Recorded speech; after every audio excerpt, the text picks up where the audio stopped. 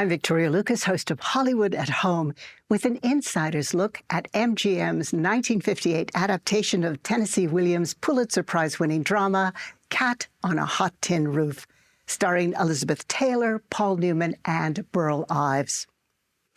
Filming began on March 12, 1958. A week later, on the 19th, Taylor contracted a virus that kept her away from the set.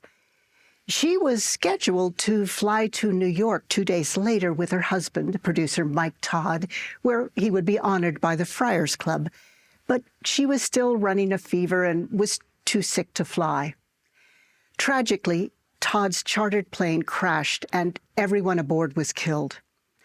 Taylor was overcome with grief and further devastated by the circus-like media coverage of his death and funeral. Whether she would finish the film was an open question.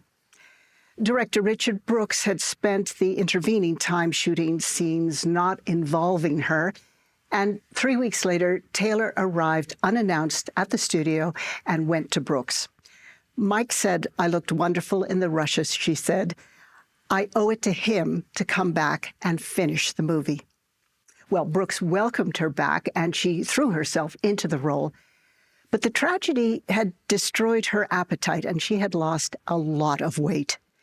So Brooks quietly rescheduled a dinner scene from later in the shoot to right away and ordered the prop department to serve some of her favorite food, then kept shooting extra takes in order to force Taylor to start eating again. Later, she realized what he had done and quietly thanked him, saying, "I think you saved my life." Join us each week right here for another behind-the-scenes story. And for the best back-to-back classic movies, watch Hollywood at Home with me, Victoria Lucas, Saturdays at 7, only on PBS 6.